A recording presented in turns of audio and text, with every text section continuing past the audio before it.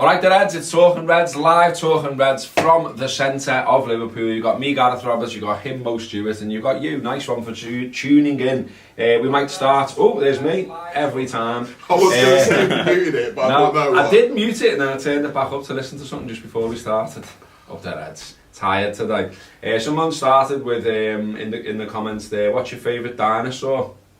I like the Diplodocus. Just because I like saying Is he the cool fucker who eats the plants? Yeah. Yeah, I like him as well.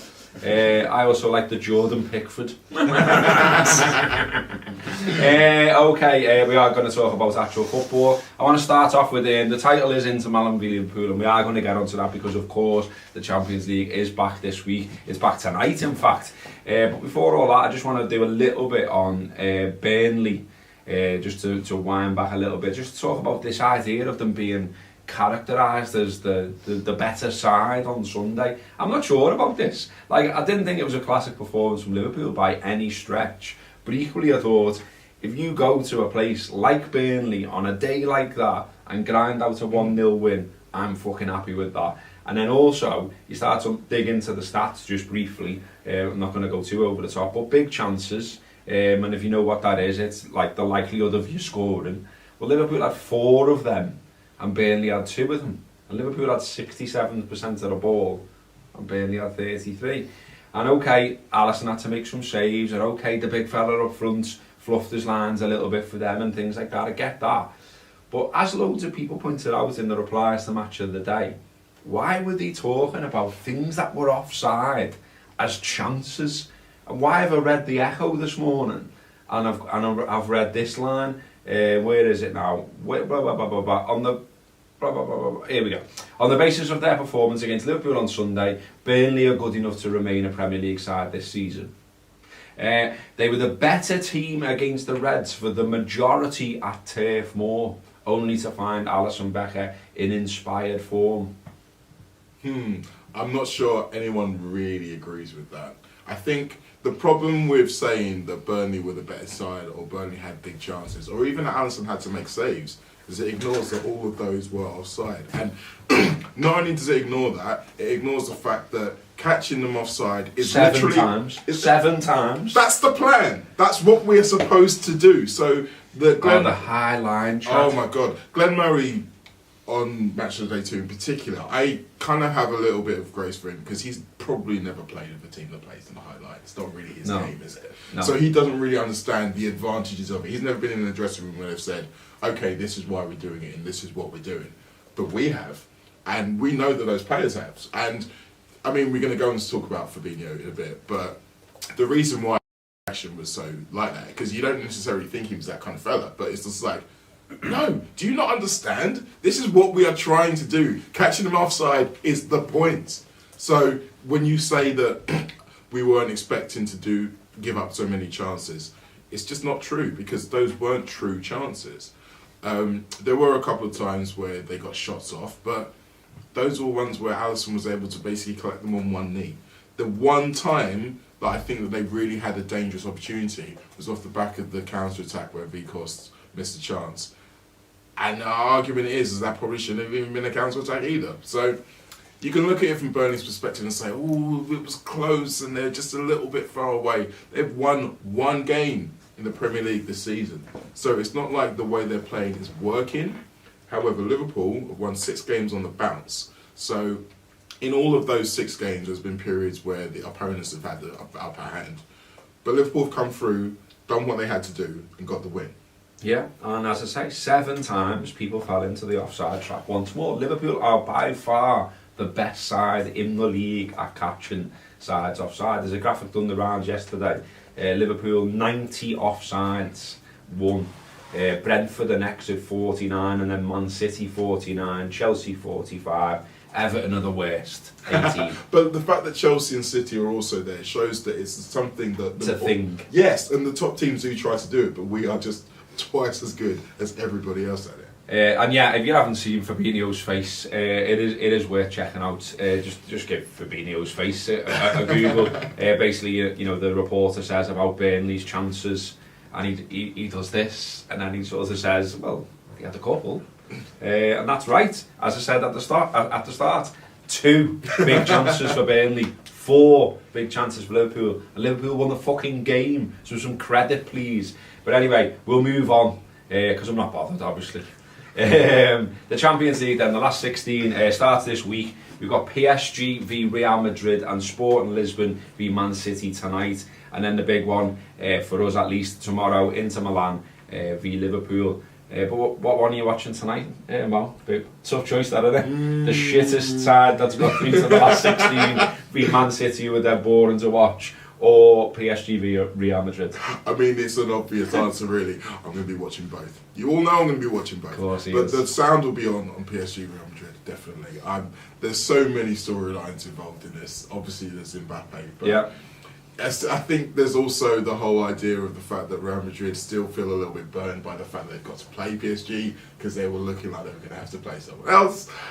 It was Roma, I think it was their first. Can't remember. I know ours was Salzburg, wasn't it? Yeah. And then we got upgraded to Inter And they're not Milan. Roma aren't in it, of course. But yeah, so there's all of that. They're feeling like, oh God. But also, I just think that there's a lot of players who have been rumoured to go from one to another, and Eden Hazard in particular.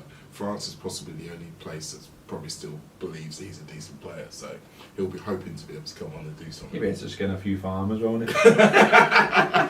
I'm sure that's not actually offended anyone who's watching Talking Red, but you never know. There'll be someone in the comments, no doubt. Yeah, the Reds then perfect in the group of death, as it got termed, and then Liverpool blew that apart by winning every single game. We are currently 3rd favourites to bring Big Ears home for the 7th time. Don't want to go too in depth on this, because we have got a show later on Under the Lights previewing the game where we'll go into great detail. We're also going to talk about the Champions League on 3 strikes, but we're going to talk about it in more general terms, in terms of, what do we think of the competition now, what do we think about the scrapping of the away goals and things like that. So we won't get into that here, but I thought, because we've got Mo in, and we know Mo watches absolutely every football match under the sun, that it'd be interesting to ask him about Inter. Now, you look at the table, and they're right up there. They're in this sort of 3-way battle for the title. Milan currently top, 55 points. Inter second, 54 points. Napoli third, 53 points. It's the first time in a decade, though, that Inter are at this stage of the Champions League. And my interest really, Mo, to you, and my question to you is what is the standard of Serie A? Because I'm looking at this, and I'm looking at their squad, and I'm looking at fellas we had to know him, or I remember him when he was in the Premier League. The one that jumps out at me is Dzeko. 35 years old. He's got 33 games under his belt this season, and he scored 14 goals. So, okay, impressive and fair play to the fella. But I was thinking on my way in, if he was in the Premier League, he would not be playing for Man City or Liverpool, who were the top 2 sides in the country. And where would he play? I'm not saying he wouldn't get a game. Don't get me wrong. I'm not saying he's shite. But I'm just saying Inter Milan are going for the title in Italy, and he's their main man up front. And he's the guy who replaced Lukaku, who was the best player in the league last season.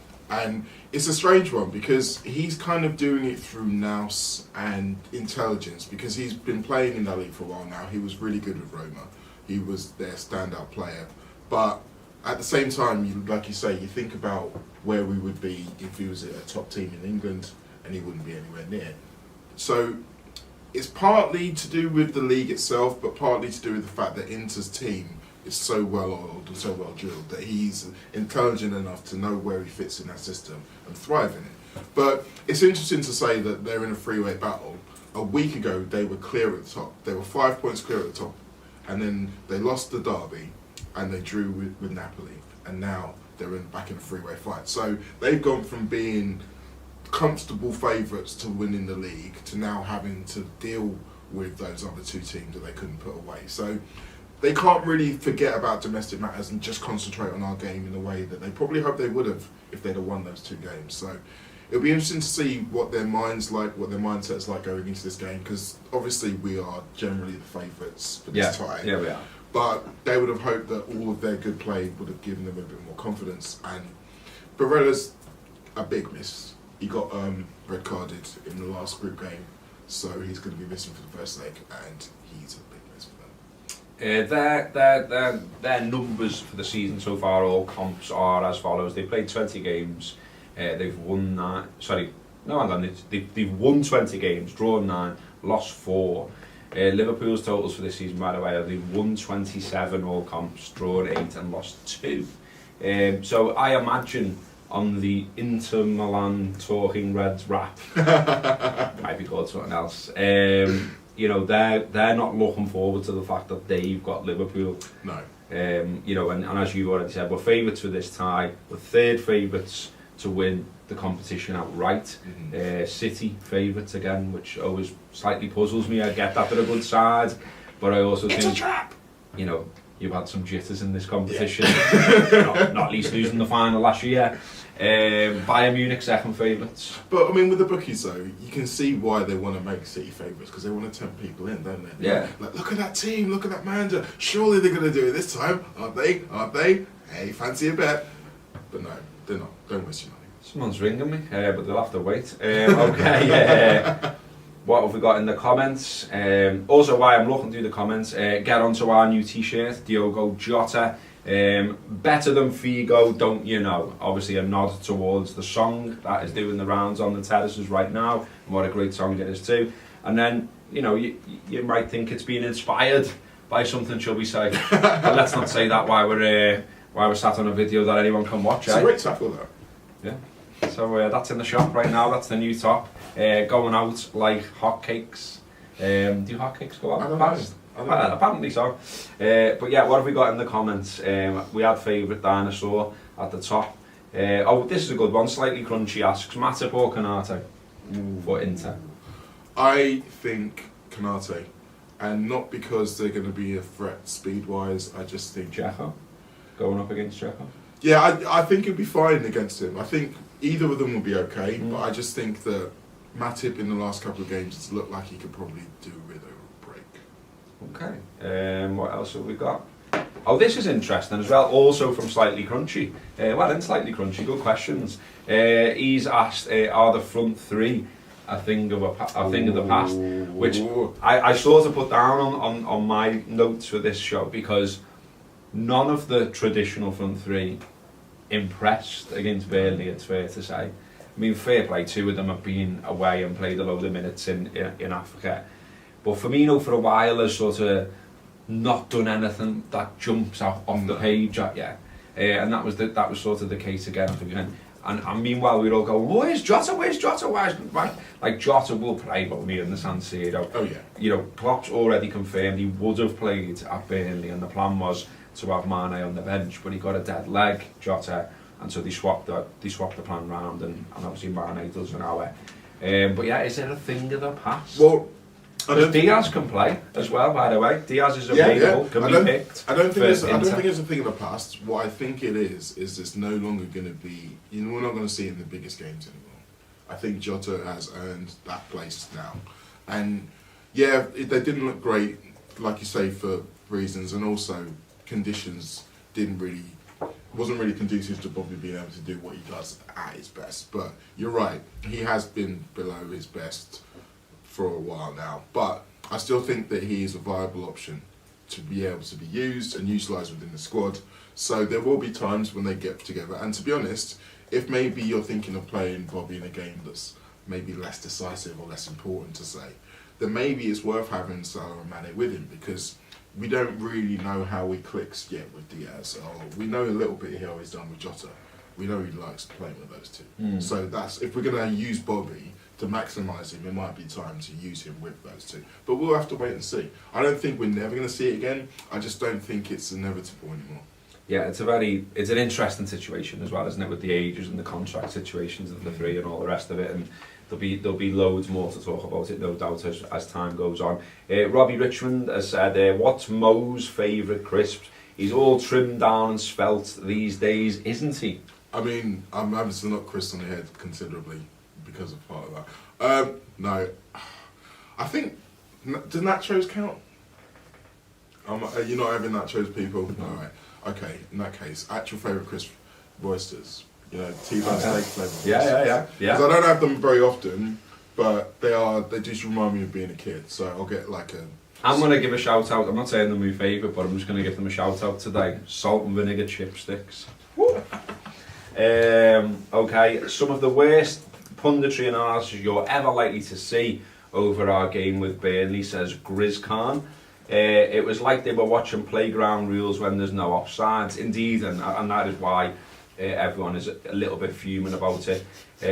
Tom Norman says, what do you think Sean Dyche's favourite crisps are? And why is it sizzling steak flavoured Watsits?